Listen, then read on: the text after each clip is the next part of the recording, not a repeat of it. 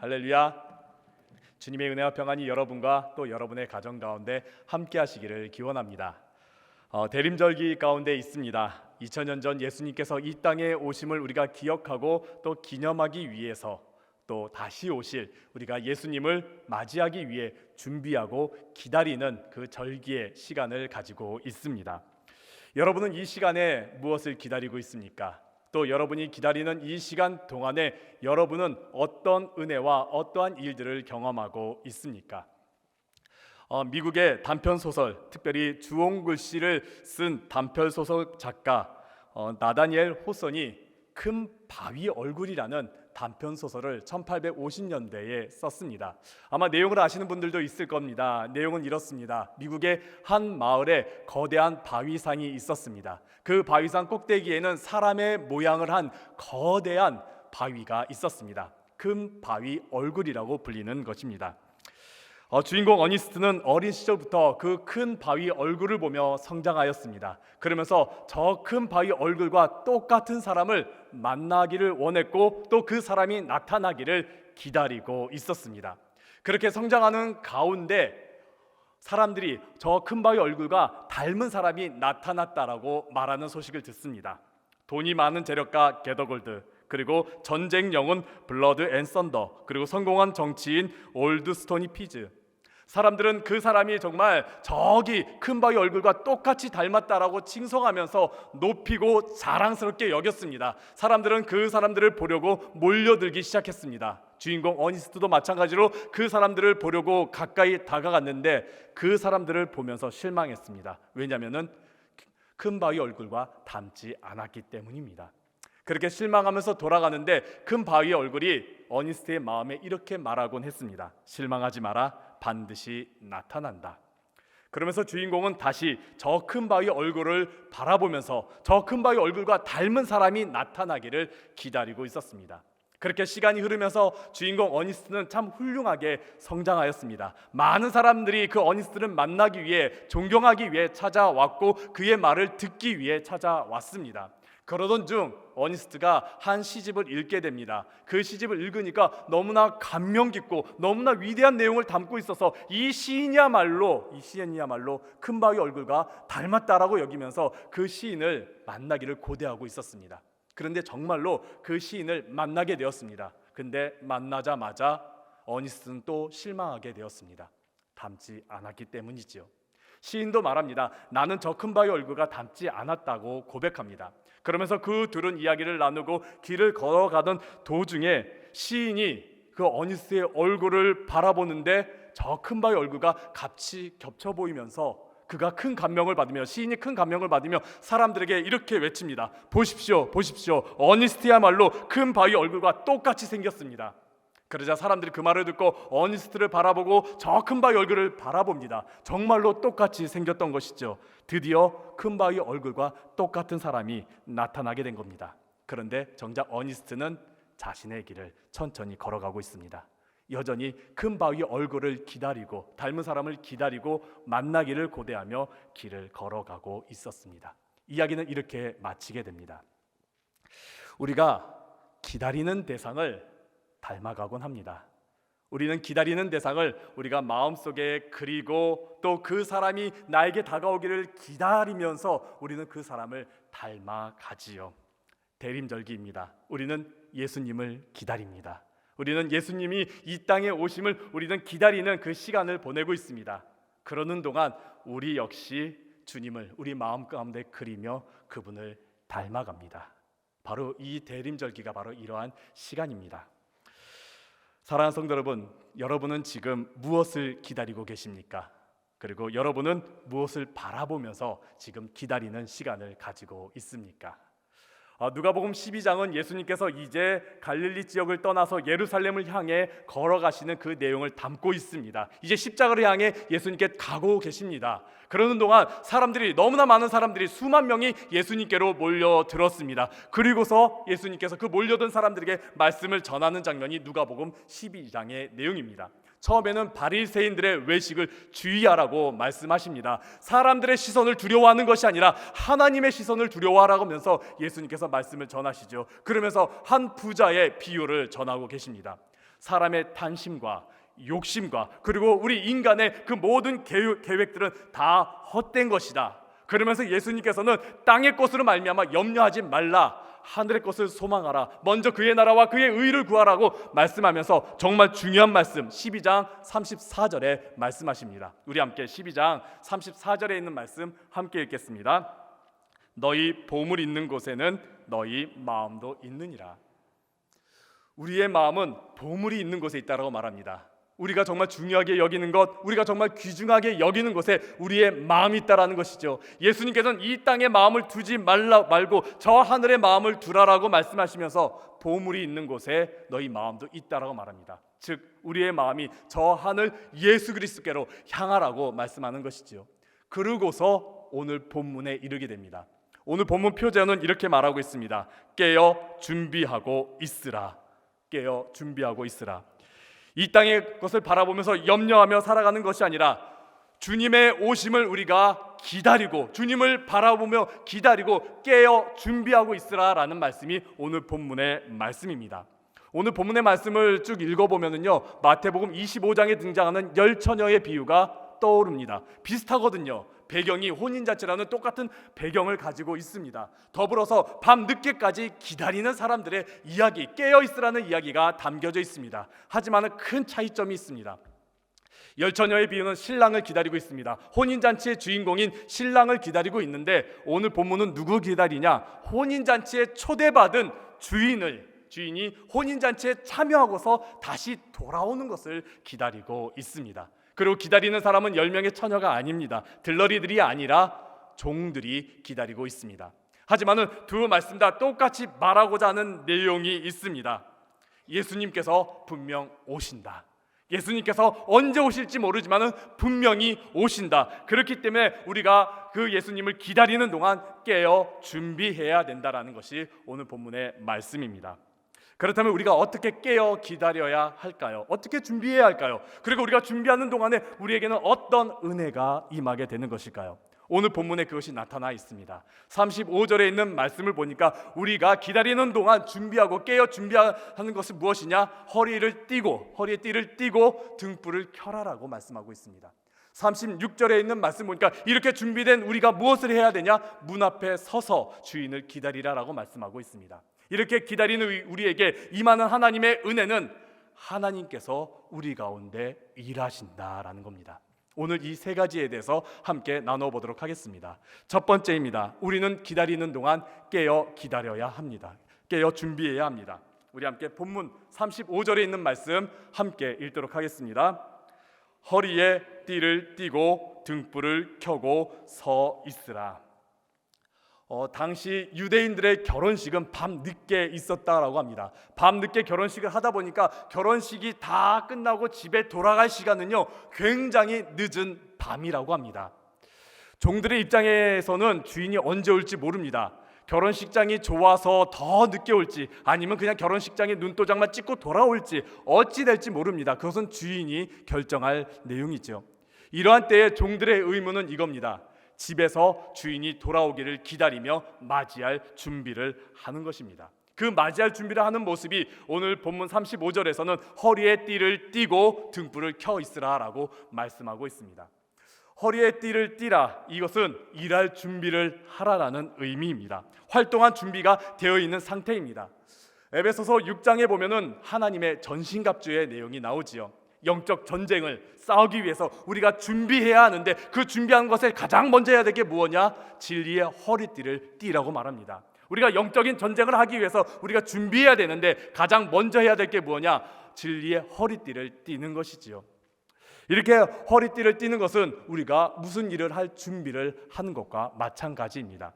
근데 오늘 본문에 있는 허리에 띠를 띠라를 좀 더 깊게 우리가 이해하기 위해서는 6월절의 이야기가 필요합니다. 출애굽기 12장 11절의 말씀을 11절의 말씀이 이렇습니다. 너희는 그것을 이렇게 먹을지니 허리에 띠를 띠고 발에 신을 신고 손에 지팡이를 잡고 급히 먹으라. 이것이 여호와의 6월절이니라. 6월절을 지키는데 허리에 띠를 띠고서 준비하고 있으라라고 말합니다. 6월절은 어떤 날일까요? 유대인들에게 있어서는 기쁨의 날입니다. 해방의 날입니다. 구원의 날입니다. 반대로 애굽인들에게 있어서는 어떤 날일까요? 심판의 날이고 멸망의 날이고 절망의 날이죠. 예수님께서 이 땅에 다시 오신 그 재림의 시간이 바로 이렇습니다. 믿는 우리들, 구원받은 우리들에게 있어서 예수님께서 다시 이 땅에 오시는 그것은 바로 우리의 구원의 시간이고, 우리는 은혜의 시간이고, 우리는 해방의 시간입니다. 반대로 예수님을 믿지 않은, 믿음이 없는 저 어둠 가운데 살아가는 악한 사람들에게 있어서 예수님께서 오시는 그 시간은 심판의 시간이지요. 절망의 시간이고 멸망의 시간입니다.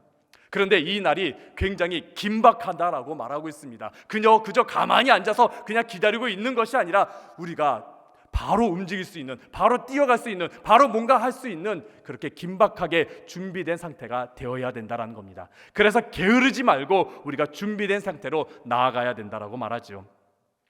그리고 등불을 켠다라는 것은요, 열처녀의 비유를 보면 똑같이 등불이라는 이야기가 나오는데 이 등불이 조금 다릅니다. 열처녀에서 말하는 등불하고 또 오늘 본문에서 말하는 등불이 다릅니다. 똑같이 한글로는 등불이라고 말하고 있지만은 원어 헬라어로 보면은 다른 단어를 쓰고 있습니다. 오늘 본문에서 쓰고 있는 등불이라는 단어는 리크노스라는 단어를 사용하는데 뜻은 집에서 사용하는 등불입니다. 열처녀의 비유에서 사용하는 등불은 람파스라는 단어를 사용하고 있는데 뜻은 바깥에서 사용하는 횃불과 같은 등불을 말하고 있습니다. 오늘 본문에서 말하는 등불을 켜라는 집 안에서 사용하고 있는 등불을 켜라라는 것이죠. 우리가 집안에서 등불을 켤 때, 불을 켤 때, 우리가 등을 켤 때는 어떠한 때입니까? 한밤중에 우리가 등을 켜는 이유가 무엇입니까? 누군가를 기다릴 때 등을 켜게 되죠. 아직 오지 않은 이를 우리가 기다리고 있을 때 맞이하기 위해서 등불을 켭니다. 이렇듯 누군가 집에 오기 때문에 등불을 켜게 됩니다. 특별히 오늘 본문을 보면 반복해서 말하는 것이 있는데 계속해서 밤, 그것도 늦은 밤, 굉장히 깜깜한 밤을 강조하고 있습니다. 주님께서는 우리가 밤의 시간에, 그것도 깜깜한 시간에, 모두가 다 잠들어 버린 시간에, 어둠에 묻힌 그 시간에 우리 보고 깨어 있으라라고 말하고 있습니다. 깨어 있기 위해서는 우리는 등을 켜야 된다는 것이죠. 세상, 어두운 세상, 어둠에 묻힌 이 세상 가운데 우리는 잠들지 말고 깨어 있어야 함을 주님께서 말씀하고 계십니다. 그것이 바로 등불을 켜는 것입니다. 본문에서 우리 예수님께서 우리가 기다리는 동안, 깨어 있는 동안 우리가 허리에 띠를 띠고 그리고 등불을 켜라고 말씀하는데 그것이 우리의 일상생활 속에서 어떤 모습이 이러한 것과 같은 것일까요? 누가복음 2장을 보면은 예수님을 기다리는 사람의 이야기가 나옵니다. 예수님을 기다리는데 준비하고 깨어 있어 준비하며 기다리는 사람들의 이야기가 나옵니다. 바로 시므온과 안나의 이야기가 나옵니다. 시므온과 안나는 예수님을 기다리는 사람들이었습니다. 이 땅의 메시아, 구원할 메시아를 기다리는 사람들이었습니다. 그 사람들이 어떻게 기다리고 있었을까요? 누가복음 2장 25절에 있는 말씀을 보니까 시므온은 어떤 사람이냐? 의롭고 경건한 사람임을 나타내고 있습니다. 그의 삶은 의롭고 경건한 삶을 살아갔던 것이지요. 예수 그리스도, 이 땅에 오신 메시아를 기다리기 위해서 그가 준비하며 살았던 모습은 무엇이냐? 이 땅 가운데서 의롭게 그리고 경건하게 살았던 겁니다. 안나는 어떠했을까요? 안나는 어떠한 모습으로 준비하며 깨어 기다리고 있었을까요? 누가복음 2장 37절에 있는 말씀을 보니까 그는 항상 성전에 머물러 기도하고 있었습니다. 주야로 또 금식하며 기도하고 있었습니다. 항상 말씀을 가까이, 예배를 가까이 또 기도하며 그는 주님을 기다리고 있었습니다. 허리에 띠를 띠고 그리고 등불을 켜며 우리가 기다리는 것, 준비하며 기다리는 것이 바로 이러한 모습입니다. 우리가 항상 이 땅 가운데 살아갈 때에 의롭고 경건한 모습을 하며 살아가고 또 예배 가운데, 기도 가운데, 말씀 가운데 함께하며 살아가는 모습이 바로 오늘 본문에서 준비하며 깨어 기다리는 모습입니다. 사랑하는 성도 여러분, 우리가 이 땅 가운데 살아갈 때 어둠 속에, 세상의 어둠 속에 파묻혀 살아가시지 마시고 우리는 깨어서 경건하게 또 의롭게 또 기도하며 말씀을 가까이 하며 살아가시기를 간절히 바랍니다. 하나님의 말씀을 가까이 하고 또 선을 행하며 이 땅 가운데 옳은 것을 우리가 찾아 나아가며 살아가시는 여러분들 되시길 바랍니다. 예배드리는 가운데, 기도하는 가운데, 그리고 여러분이 말씀을 가까이 하는 가운데 우리는 깨어 주님을 준비하고 있는 것입니다. 이 모습으로 준비하며 주님을 맞이할 준비를 하시길 간절히 바랍니다. 그럼 우리가 이렇게 준비하고 나서 우리는 무엇을 해야 할까요? 두 번째입니다. 우리는 문 앞에서 주님을 기다려야 합니다. 우리 함께 36절에 있는 말씀 함께 읽도록 하겠습니다. 너희는 마치 그 주인이 혼인집에서 돌아와 문을 두드리면 곧 열어주려고 기다리는 사람과 같이 되라. 주인이 돌아왔을 때에 곧바로 문을 열어 맞이할 수 있도록 기다리는 사람이 되라라고 말합니다. 우리가 정말 중요한 사람을 만나려고 할 때에 우리가 먼저 아마 그 장소, 약속된 장소에 가신 경험이 아마 있을 겁니다. 그 약속된 장소에서 우리가 만날 사람을 기다리는 동안 우리의 시선은 어디에 있습니까? 보통 그분이 올 문이나 그분이 들어올 그 길에 우리가 시선이 가게 되죠. 언제 들어올지, 언제 그분이 나타나게 될지 계속해서 문을 바라보곤 합니다. 연인들도 마찬가지죠. 연인들이 데이트하기 전에 만날 장소로 가서 미리 기다리고 있을 때 언제 내가 사랑하는 연인이 들어올까 하며 문을 계속 바라볼 때가 있습니다. 이러한 모습을 1980년 민주화운동이 활발히 일어나고 있을 때 황지우라는 시인이 너를 기다리는 동안이라는 시를 발표하게 되었습니다. 이 시는 국어교과서에 실릴 만큼 참 유명한 시인데 제가 한번 낭독해서 드리도록 하겠습니다. 스크린에 나오는 시의 내용을 한번 눈으로 보시면서 따라가 주시기 바랍니다. 너를 기다리는 동안, 황지우. 내가 오기로 한 그 자리에 내가 미리 가 너를 기다리는 동안 다가오는 모든 발자국은 내 가슴에 쿵쿵거린다. 바스락거리는 나뭇잎 하나도 다 내게 온다. 기다려본 적이 있는 사람은 안다. 세상에서 기다리는 일처럼 가슴 애리는 일이 있을까? 내가 오기로 한 그 자리, 내가 미리 와 있는 이 곳에서 문을 열고 들어오는 모든 사람이 너였다가 너일 것이었다가 다시 문이 닫힌다. 사랑하는 이여, 오지 않는 너를 기다리며 마침내 나는 너에게 간다. 아주 먼 데서 나는 너에게 가고 아주 오랜 세월을 다하여 너는 지금 오고 있다. 아주 먼 데서 지금도 천천히 오고 있는 너를 기다리는 동안 나도 가고 있다. 남들이 열고 들어오는 문을 통해 내 가슴에 쿵쿵거리는 모든 발자국 따라 너를 기다리는 동안 나는 너에게 가고 있다. 기다림에 대해서 참 애절하게 또 참 절실하게 표현한 시입니다. 문을 열고 들어오는 사람이 그 사람인가? 그 사람인가? 너였다가 너일 것이었다가 그렇게 표현하다가 결국 시인은 마침내 내가 너에게 간다라고 말합니다. 근데 이 시가 말하는 게 내가 너에게 간다가 장소를 이동해서 움직인다라는 것이 아니죠. 만약에 장소를 떠나서 그 사람을 찾아간다라는 것은 기다리는 게 아니라 찾아가는 거가 되겠지요. 기다리는 그 장소에서 너에게 간다가 어떤 것이겠습니까? 내 마음이 너에게 향하여 나아가고 있다라는 것이죠.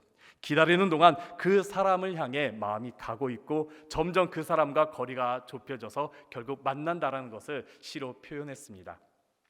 그래서 시인은 말합니다. 기다리는 것, 그것은 그냥 가만히 힘들게 인내하며 기다리고 있는 것, 그 단순한 것이 아니라 내 마음 역시 그에게 다가가고 있음을 말하고 있습니다. 내 마음 역시 그에게 다가가고 있으면서 점점 거리가 좁혀짐을 말하고 있습니다. 그래서요, 기다림이라는 것이 단순히 수동적이거나 소극적인 것이 아니라요, 기다림 그 자체는 적극적이고 또 능동적이라는 것입니다. 우리가 문 앞에서 주님을 기다린다라는 것, 그건 역시 우리는요 그냥 단순히 문 앞에서 주님이 언제 오나 그것으로 끝나는 것이 아니라 우리 마음이 주님께로 향하고 있는 것임을 말하고 있습니다. 우리가 가만히 주님을 기다리는 것, 우리가 문 앞에서 기다리고 있는 것은 우리의 마음이 역시 주님께로 한 걸음 한 걸음 다가가서 결국 주님을 만나게 됨을 나타내고 있습니다. 그렇게 주님과 나와의 거리가 좁혀지고 그리고 주님이 우리 앞에 계실 때에 우리는 주님을 맞이하게 된다라는 것이죠. 그래서 주님이 오시는 것, 주님의 재림은요 우리에게 있어서는 설레이는 시간이고 우리에게 있어서는 기쁨의 시간이고 우리에게 있어서 주님께 더 한 걸음 더 나아가는 시간입니다. 그래서 요한복음 3장 20절에 참 아름답게 표현하는 것 같습니다. 우리 함께 요한복음 3장 20절에 있는 말씀 함께 읽도록 하겠습니다. 볼지어다 내가 문 밖에 서서 두드리노니, 함께 있습니다. 누구든지 내 음성을 듣고 문을 열면 내가 그에게로 들어와 그와 더불어 먹고 그는 나와 더불어 먹으리라. 아멘. 주님께서 문 밖에 서서 문을 두드리는 동안에 우리는 그저 저 멀리서 주님이 왔나 하면서 있는 것이 아니라 우리 역시 문 앞에서 기다리고 있다라고 한번 상상해 보면 어떻겠습니까? 주님께서 문 밖에 서서 문을 두드리고 있는 그 순간 우리는 굉장히 기쁜 시간이고 굉장히 설레는 시간이고 당장이라도 문을 열고 싶어서 주님을 맞이하고 싶고 만나고 싶은 시간이겠지요. 이렇게 우리가 문 밖에서 주님을 맞이할 수 있도록 우리는 기다려야 합니다. 이 대림절 기간 동안 주님께서 나에게 한 걸음 한 걸음 다가오시는 동안 우리 역시 주님께로 향하면서 주님을 만나는 것을, 주님을 만남을 우리가 소망하며 기다리시기를 간절히 바랍니다. 이렇게 주님을 만나게 될 때에, 주님을 기다리는 이 시간 동안에 어떤 일이 일어나느냐? 주님께서 우리의 삶 가운데 일하고 계십니다. 오늘 본문 37절에서 이렇게 말씀합니다. 주인이 와서 깨어 있는 것을 보면 그 종들은 복이 있으리로다. 내가 진실로 너희에게 이르노니, 우리 함께 읽겠습니다. 주인이 띠를 띠고 그 종들을 자리에 앉히고 나와 수종 들리라. 아멘. 우리가 주님을 기다렸습니다. 우리가 주님을 만나기 위해 주님을 기다리는 동안에 우리는 준비하며 깨어 기다렸습니다. 그렇게 주님을 만났다면 우리는 무엇을 해야 될까요? 우리가 주님을 섬겨야겠지요. 우리가 주님을 위해 일해야 되겠지요. 그런데 오늘 본문에 있는 말씀은 우리가 일하는 것이 아니라, 종이 일하는 것이 아니라 주인이 우리를 위하여, 종을 위하여 일하고 섬기고 있는 모습을 나타내고 있습니다.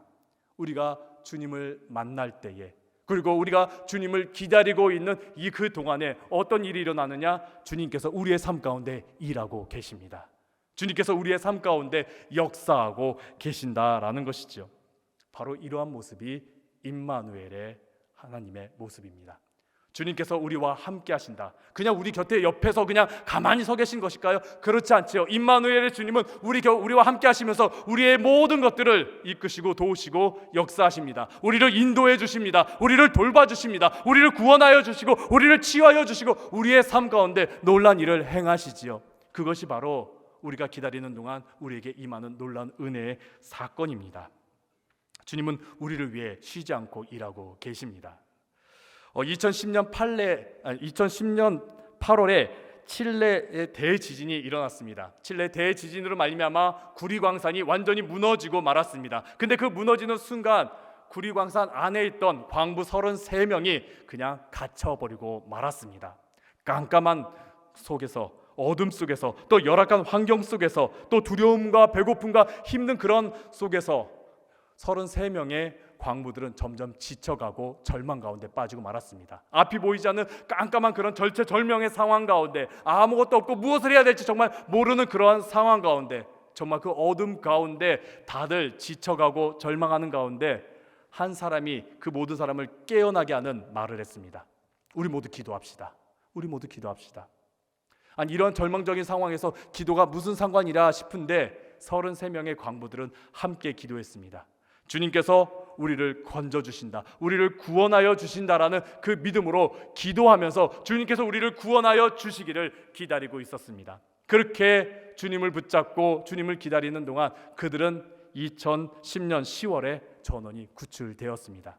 거의 60일이 넘는 시간 가운데 어둠 가운데 갇혀 있었지만은 그들 전원은 구출되었고 그들은 이렇게 고백했습니다. 우리를 살려주신 분, 우리를 구원하여 주신 분은 우리와 항상 함께 있었던 34번째 동료 예수 그리스도입니다.